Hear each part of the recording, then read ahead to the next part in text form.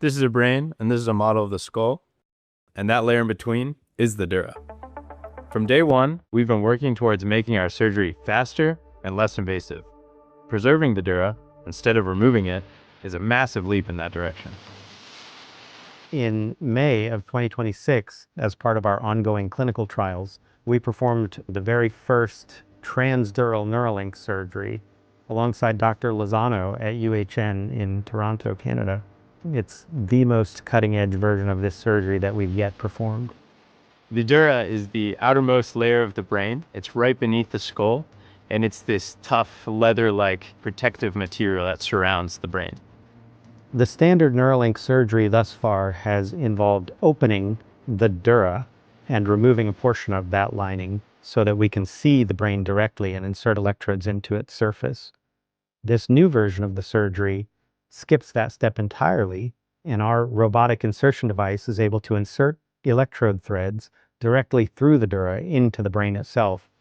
This is an important step because it makes the surgery safer, less invasive, faster, and potentially allows us to scale the operation to a greater population.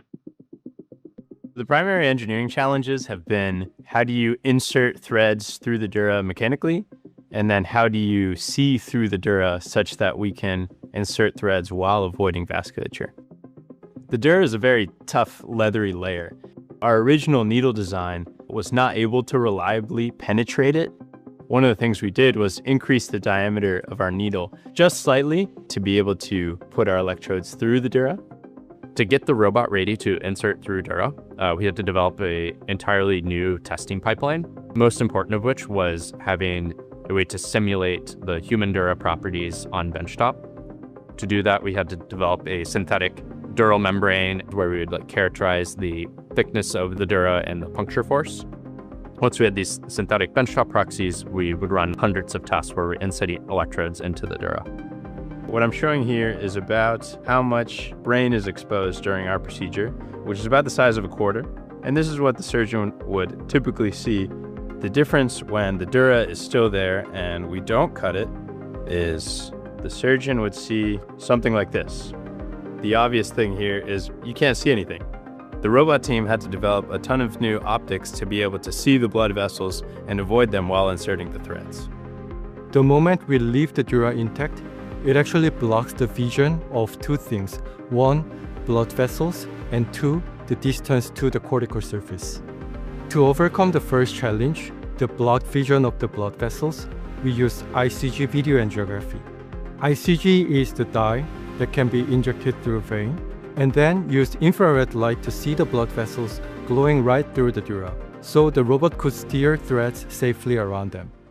Second, to know how deep, we used an optical system called optical coherence tomography to determine the distance of the cortical surface from the dural surface. This is the OCT portion of the robot. So you see the laser, optics, and the robot head module here.